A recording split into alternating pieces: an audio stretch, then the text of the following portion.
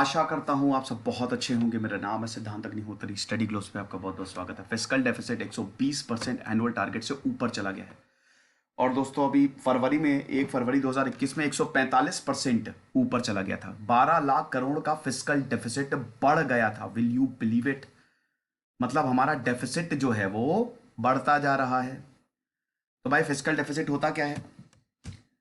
आप हो, आपने बोला कि मेरी 10,000 रुपये सैलरी है।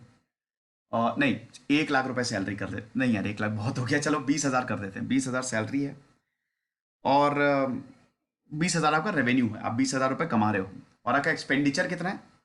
आपका एक्सपेंडिचर मान लो 25,000 रुपये। तो 5,000 डेफिसिट हो गया ना। 5,000 आप कहीं ना कहीं से उधार लोगे।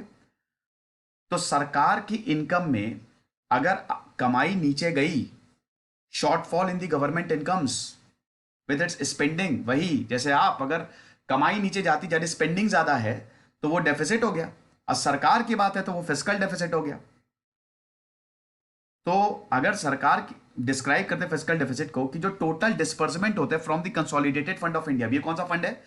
कई बार बताया, आर्टिकल 266। तो ये वो फंड है, सरकार सारा का सारा पैसा यहीं से कमाती है। ठीक है?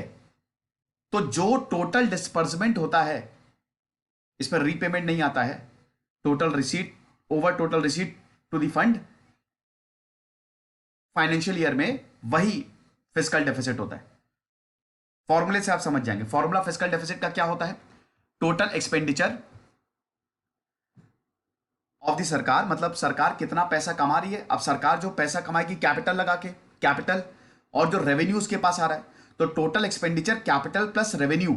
आप समझ रहे हो? जो सरकार कैपिटल लगा रही है और जो रेवेन्यू उसके पास आ रहा है, सरकार इन्वेस्ट कर रही है ना, इंफ्रास्ट्रक्चर में पैसा लगा रही है, वो खर्चा। और जो रेवेन्यू एक्सपेंडिचर, रेवेन्यू से जो खर्चा कर रही है, जो रेवेन्यू पास आ रहा है उससे जो खर्चा कर रही है, ये टोटल टोटल खर्चा हो गया सरकार का। माइनस टोटल इनकम कितनी है सरकार की, इसमें रेवेन्यू रिसीट, लोन्स और बाकी रिसीट आ गई। सरकार ने लोन दिए, लोन से कितना पैसा आया, रेवेन्यू दिया, रेवेन्यू से टैक्स कितना, बाकी रिसीट, इसको माइनस कर दीजिए आप। अब इसमें से जो भी निकल के आए वो फिस्कल डेफिसिट है। अगर इनकम कम है, खर्चा ज्यादा है, तो डेफिसिट हो गया, सिंपल। तो इसमें पहले एक्सपेंडिचर कंपोनेंट, मतलब सरकार कितना खर्चा कर रही है। अब बजट में बताती है ना सरकार कितना खर्चा करेगी। सैलरीज देती है सरकार, सबसे पहले सरकारी नुमाइंदों को पेंशन्स देती है, ये रेवेन्यू एक्सपेंडिचर आ गया। जो रेवेन्यू आता है उससे सरकार, जो टैक्स आता है उसके सरकार पैसे देती है। और बाकी जो एसेट क्रिएट करते हैं, जैसे इंफ्रास्ट्रक्चर डेवलपमेंट, जैसे हाईवे बनाया बहुत बड़ा, अब उस पर टोल टोल लगा दिया, तो कैपिटल एक्सपेंडिचर है कि नहीं? मतलब टोल तो खैर उसका, वो तो सरकार की कमाई होगी, एक्सपेंडिचर है। तो जो भाई खर्चा कर रही है सरकार, एक तो सैलरी वैलरी दे रही है, ऊपर से कैपिटल जो मतलब एसेट इंफ्रास्ट्रक्चर, जैसे एसेट जो है, जैसे इंफ्रास्ट्रक्चर प्रोजेक्ट में खर्चा कर रही है, वो एक्सपेंडिचर है। देन इनकम कंपोनेंट आता है।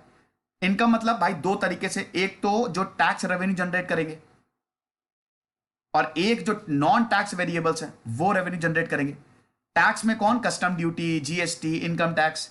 नॉन टैक्स में क्या? जो इंटरेस्ट, जो जो लोन देती है सरकार, उससे जो पेमेंट रिसीट आती है, जो प्रॉफिट होता है यूनियन टेरिटरीज से, ये सब। रेवेन्यू डेफिसिट अलग होता है, फिस्कल डेफिसिट अलग होता है। रेवेन्यू में खाली रेवेन्यू की बात होगी, revenue expenditure, revenue receipt.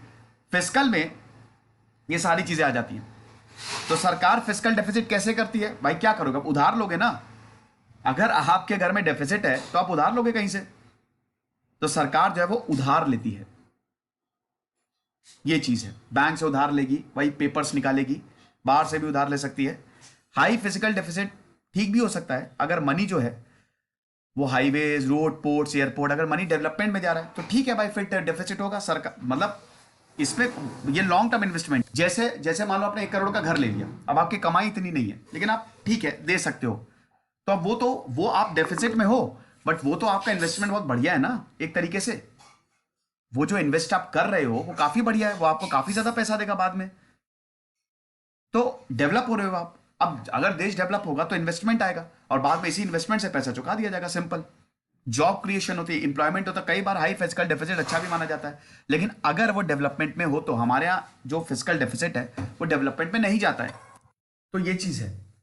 Physical responsibility and budget management act 2003 ये बोलता है कि सेंटर जो है वो फिस्कल डेफिसिट को 3% ऑफ द जीडीपी ही रखेगा, दैट्स इट, इससे ज्यादा नहीं, 31 मार्च 2021 तक। एनके सिंह कमेटी ने 2016 में एनके सिंह कमेटी सेटअप हुई थी और 2017 में फाइनेंस कमीशन के भी चेयरमैन है। तो उन्होंने बोला था कि भाई जीडीपी का 3% ही रखें और 2023 तक देखिए हम फिस्कल डेफिसिट, जैसे आपके पास के पास डेफिसिट है तो आप क्या करोगे, आप बोलोगे कि बेटा ऐसा है कि अभी 5,000 रुपए का खर्चा ज्यादा है, अब अगले महीने हम 3,000 पे लेके आएंगे, फिर 2,000 पे लेके आएंगे, ऐसे ऐसे कम करते हो ना। तो ऐसी सरकार भी करती है। सरकार ने टारगेट सेट किया है कि भाई 31 मार्च 2020 तक 3% ऑफ द जीडीपी, 2020-21 तक 2.8% और 2023 तक 2.5%। अब ये किसके अंडर आता है, ये अंदर आता है controller general of account, controller general of account, जो कि department of expenditure ministry of finance के अंडर आती है, यही चीज है। तो ये ऑफिस ऑफ सीजीए है। तो अब ऐसा हुआ क्यों, ये तो हमने फिस्कल डेफिसिट की पूरी बात कर ली, आप समझ गए। तो फिस्कल डेफिसिट 3.5% पे फिक्स था, है ना, मतलब लगभग 7.5 लाख करोड़। अब हो गया कितना गया है, 12 लाख करोड़, 5 लाख करोड़ ज्यादा फरवरी तक। ये तो बात हुई आपकी ये तो नवंबर की न्यूज है, फरवरी में 12 लाख करोड़ तक पहुंच गया था। तो भाई वही सीजीए ने जो डेटा निकाला, फिस्कल डेफिसिट जो है दिसंबर के एंड तक 132% तक चला जाएगा, 132% तक चला जाएगा। क्यों हुआ है भाई, रेवेन्यू ही नहीं आया है ना, कोविड की वजह से बिजनेस एक्टिविटी हो गई ठप, और ऊपर से रेवेन्यू आया नहीं, लोगों को हमने फिस्कल स्टिमुलस दिया, पैसा बहुत ज्यादा दिया, डिस्ट्रीब्यूशन स्कीम चलाई, ये सारी चीजें, इंपैक्ट भयानक है। पहली बात तो फिस्कल डेफिसिट रेशियो बहुत ऊपर चला जाता है, और ऊपर से जो सेविंग्स होती हैं सरकारी इंस्टीट्यूशंस की, अब सेविंग से ही तो आप पैसा लोगे ना, सेविंग से ही आप पैसा दोगे उठा के, आपके मार्केट में ज्यादा पैसा रहेगा नहीं भाई, इससे कंपनीज बंद होंगी। फिस्कल डेफिसिट रेशियो अगर ज्यादा हाई होगा तो मार्केट में प्राइवेट एंटरप्रेन्योर्स के पास पैसा कम होगा ना, और बिजनेस कहां से बोरो करेंगे। सरकार तो बोल देगी भाई हमारे पास पैसा नहीं, हम तुमको नहीं दे सकते, फाइनेंशियल इंस्टीट्यूशन बोल देंगे भाई हम तुमको नहीं दे सकते। सरकार यहाँ पे बहुत सारी स्कीम चलाती है। अब भाई प्राइवेट एंटरप्रेन्योर्स क्या करेंगे, भाई पैसा हमारे पास ज्यादा है नहीं, तो अगर हमारे पास पैसा नहीं है तो हटाओ छटनी करो, तो इससे अनएम्प्लॉयमेंट भी बढ़ेगा, हाई रेट ऑफ, फिर लेसर अमाउंट ऑफ, अगर ज्यादा कम पैसा होगा तो रेट ऑफ इंटरेस्ट भी हायर होंगे। क्योंकि सरकार क्या कहेगी, सरकार जो है बोलेगी भाई देखो डेफिसिट ज्यादा है, तो सरकार बोलेगी कि भाई अब हम तुमको जो पैसा दे रहे हो उस पर इंटरेस्ट हमको ज्यादा चाहिए, क्योंकि हमको तो अपना पैसा चाहिए ना। तो 5% लगता है तो 8% होगा, तो लोग और पैसा नहीं लेंगे, इन्वेस्टर्स और पैसा नहीं लेंगे, मतलब जो एंटरप्रेन्योर्स है। तो ये चीज है, बड़ा मुश्किल रहता है इम्पैक्ट अगर हाई फिस्कल डेफिसिट होगा तो acceptable fiscal deficit FRBM act के तहत आता है, खाली 3% होना चाहिए, that is the ideal target. अच्छा खत्म हो गया तो यही चीज है, कुछ नहीं, पढ़ते रहिए जैसे सिद्धांत अग्निहोत्री, साइनिंग ऑफ।